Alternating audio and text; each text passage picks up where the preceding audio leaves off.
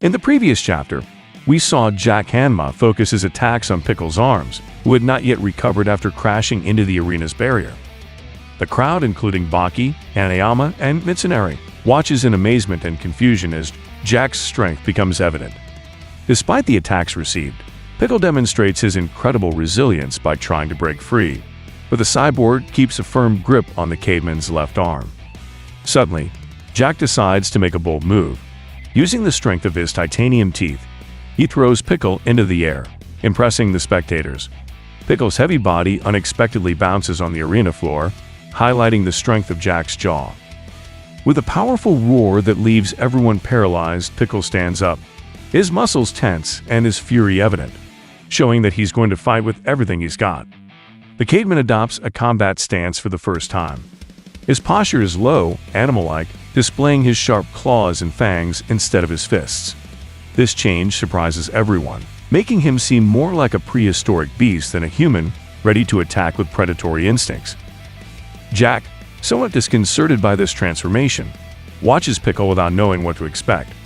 When the caveman launches himself at him with a wild scream, Jack reacts quickly, intercepting him in midair and holding him to prevent his claws from reaching him. However, Pickle uses his feet to attack Jack's torso, causing damage while the audience watches, perplexed by this unusual technique. In a final move, Jack forces Pickle's elbow upward, leaving Baki and the spectators astonished by his surprising strategy and power. This week's chapter begins by showing how the biting cyborg opens his powerful jaw to launch an attack at great speed. His sharp titanium teeth are ready to strike his opponent again, and with a swift movement, he manages to charge once more at the enormous Pickle. Jack had executed his master move, applying his bite with precision, so the fight's narrator highlights how Jack completed his strategy by inflicting wounds on both arms of the primitive being. The audience was extremely surprised. That move had been incredibly fast. In the blink of an eye, Jack had put Pickle in trouble once again. Pickle, astonished, quickly turned to look at Jack, who was already a few steps behind him, while the narrator described the actions of both fighters. The audience was shocked to see how Pickle was beginning to show signs of weakness. Instead of enjoying the fight, they started to worry. At that moment, Baki reflects on his brother's genius and how Jack had attacked by directly targeting the arteries in both arms of his opponent. Baki explains that in armed combat, the ideal points to attack are areas like the wrist, upper forearm, inner hip joint, abdomen, or neck, as they are vital zones and easily accessible.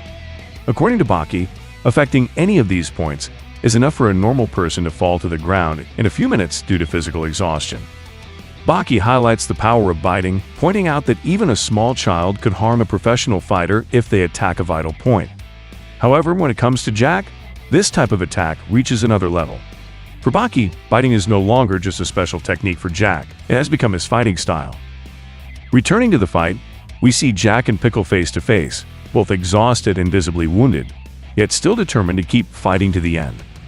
In the stands, someone analyzes how Jack used his own neck to immobilize Pickle's arm, and took that moment to injure his elbow. Additionally, he attacked a strategic point on the other arm with his teeth. This mysterious observer, situated at the highest point of the arena, is none other than Hanayama, who is attentively following the confrontation between these two powerful warriors. At that moment, Mitsunari approaches. The old man apologizes for interrupting, but was looking for someone to discuss what's happening. He positions himself next to the imposing Hanayama to continue watching and analyzing the fight together. Mitsunari asks Hanayama if he considers Jack's move to be somewhat childish. He mentions that biting is a common defense technique among women and children due to their lack of physical strength. However, Hanayama remains silent, focused on the fight.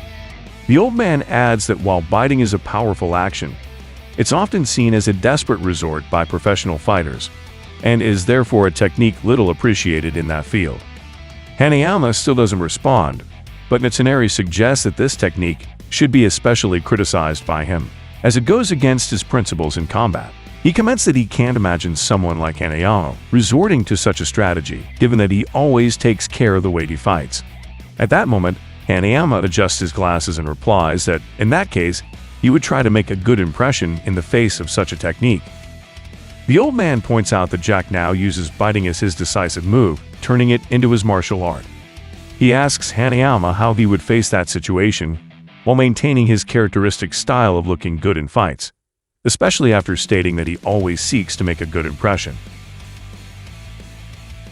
Meanwhile, the fight's narrator highlights that Jack is also showing signs of wear due to Pickle's attacks.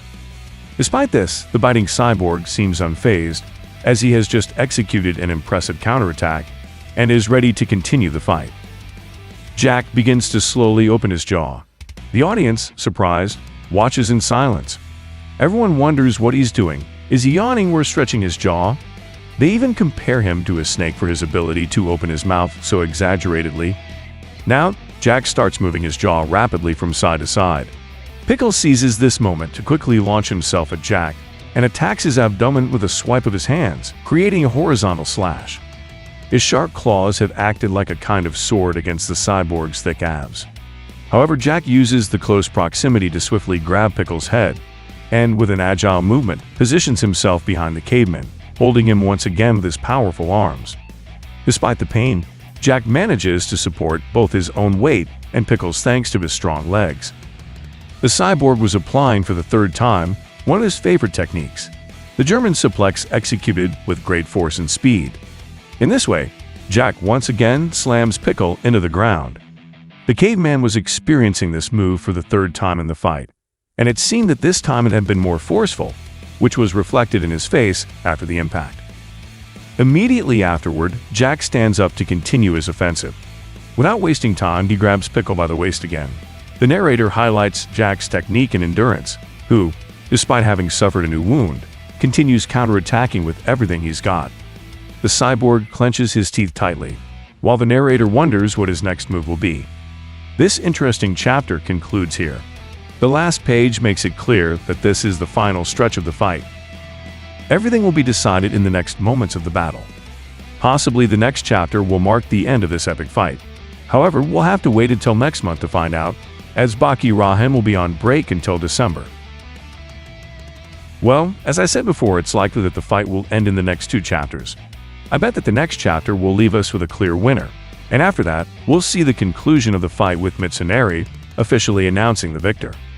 I was surprised to see Pickle showing signs of pain, something unusual for him, at least in the course of this fight. Baki's comments only reinforce the fact that Jack's bite is not a cheap shot. It's his own style, one he developed with blood, sweat, and tears.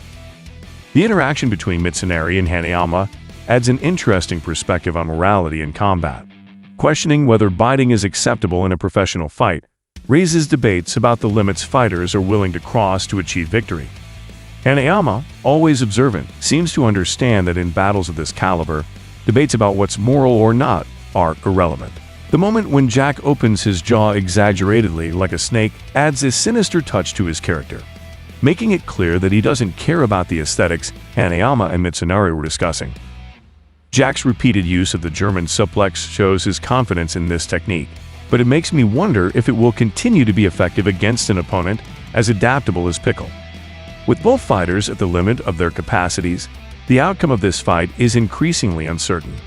As I said before, it's very likely we're in the final stretch, so this attack may be decisive. But well, the wait until December will be long, but I trust that Itagaki will provide us with a spectacular ending for this epic confrontation. For now, leave me your opinions and questions in the comment box. And well, friends, thanks for watching the video. Don't forget to subscribe if you liked it. I hope you have a nice day or night. See you soon.